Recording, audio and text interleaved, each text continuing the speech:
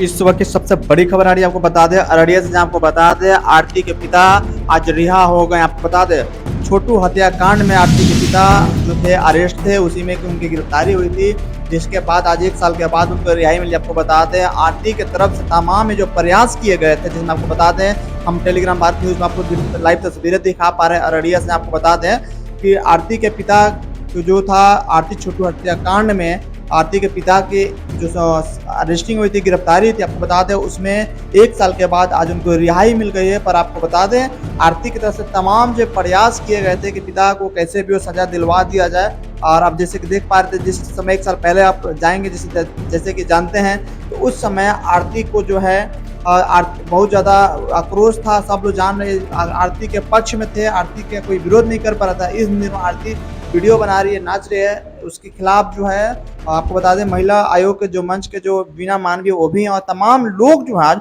उसके खिलाफ है। जैसे आप उनके बता दें आपको कि जो उनके पिता कैमरे के सामने पहली दफा अपनी लाइव तस्वीरें आ रहे हैं, आपको दिखा रहे हैं हम अपने टेलीग्राम भारत न्यूज के माध्यम से कि उनके पिता आकर के अपने बेटी के क्या कुछ कहते हैं। आइए हम आपको लाइव तस्वीरें दिखाते हैं। भरोसा दिलाई, सहानुभूति हुआ, अच्छा शिक्षा की ओर झुकाव है तो थोड़ा और सहानुभूति दे करके क्रेडिट लोन ले, विद्यार्थी क्रेडिट लोन ले करके इनको ग्रेजुएशन करवा देते हैं। शिक्षा का विनाश नहीं होता है। मैं यही चलते उन पर सहानुभूति रखा और जहाँ जहाँ सोचे साइड बिजनेस थोड़ा लगा देते हैं, जीविका से जुड़ा दिए, गांव समाज में 10 ठो समूह चलाएगी, उससे जो होगा आगे विकास, बुद्धि भी विकास उनका होगा। सेप्स ऑफ कंपनी से भी जोड़ा दिए थे। वहाँ जहाँ जहाँ अररिया मीटिंग होता था, पूर्णिया मीटिंग होता था, गाड़ी ड्राइव कर करके इस अवस्था में उस बेटी को हमने पहुँचाया और बड़ी आत्मबल था कि यह बेटी मेरा कोई रोशन करेगा। लेकिन दुर्भाग्य था मेरा ही दुर्भाग्य है, वह बेटी आज मेरा कहीं का नहीं रखा। साल भर जेल में सड़वाया, कानून का शरण लिए, लोअर कोर्ट रिजेक्ट किया जज साहब, वकील साहब, हाई कोर्ट में बेल फाइल किया गया, लेकिन सत परेशान होता है, पराजित नहीं होता है।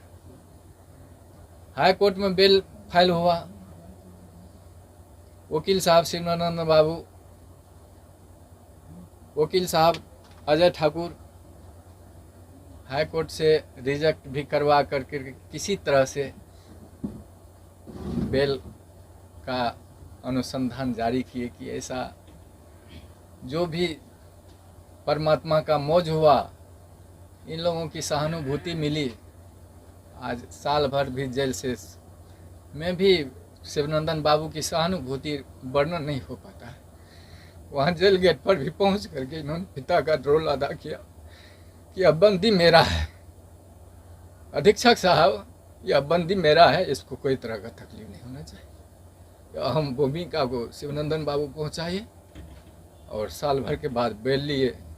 आज उन्हीं का कृपा है कि घर में मुझको नहीं रहा गया। जब बेटी कहा कि यह इसको मैं देखना चाहता हूँ कि आजीवन जेल में यह रहे, तो मेरा दिमाग नाच गया कि क्या हो रहा है। फिर भी एक शिक्षाप्रद कहानियाँ थी। एक बिच्छू जब पानी में डूब रहा था तो साधु महात्मा पार हो रहे थे, वह बिच्छू को बचाने के लिए अपने हाथ पर लिया। बिच्छू 2 बार डंक मारा, डंक को सह कर करके महात्मा ने वह बिच्छू को पार लगा दिया। तो वही मैं चाहता हूँ कि वह बिच्छू की तरह वह बेटी नहीं बने। बेटा तो पिता का गोद का भरने वाला होता है।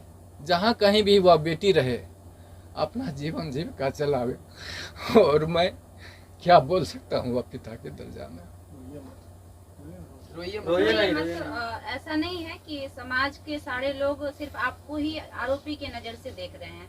कहीं ना कहीं दूसरे वर्ग के लोग ऐसे भी हैं जो आपकी बेटी को भी आरोपी के तौर पे देख रहे हैं, क्योंकि गलती की शुरुआत कहीं ना कहीं आपकी बेटी से होती है, अगर शुरू से देखा जाए पूरा मामला का तो।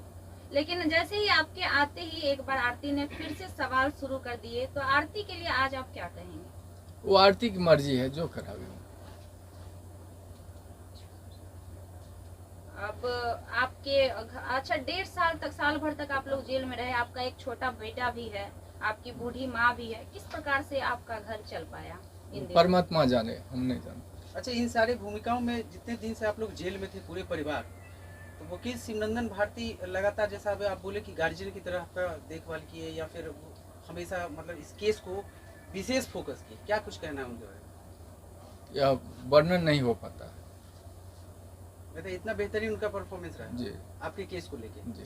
आप एक पिता हैं, लोग ये भी जानना चाहते हैं कि उस रात में असल में क्या हुआ था, कुछ आपको याद है? आप मतलब कुछ देखे थे? बता पाएंगे? आरोप तो झूठे भी लगते हैं, सही जी। क्या है वो तो माननीय न्यायालय के ऊपर है, लेकिन आप कुछ बता सके थोड़ा सा? मालूम थोड़ा सा हुआ तो सोचा कि प्रेम तो अंधा होता है, अच्छा, वो समय जो रहता है, वो अवस्था जो रहता है परे हो रहता है, लेकिन उस पर कितने कितने विद्वान लोगों का भी पैर फिसल जाता है, महात्मा को भी पैर फिसल जाता है। तो हमने सोचा कि जब इस तरह की घटना हुई तो उसको बचाने के लिए हल्ला हुआ कि चोर आ गया है, डकैत आ गया है गोली मारने के लिए। तो उससे पूर्व भी लड़का वो उन्होंने धौंस दिया था कि मैंने गोली से उड़ा दूंगा। किसको दिया था? पवन यादव को, मेरे बेटा रविकांत को, अच्छा, गोली से उड़ा दूंगा, बचने के लिए नहीं दूंगा। उस पीरियड में उन्होंने घर में पकड़ाया तो हल्ला हुआ कि डकैत आ गया, डकैत आ गया।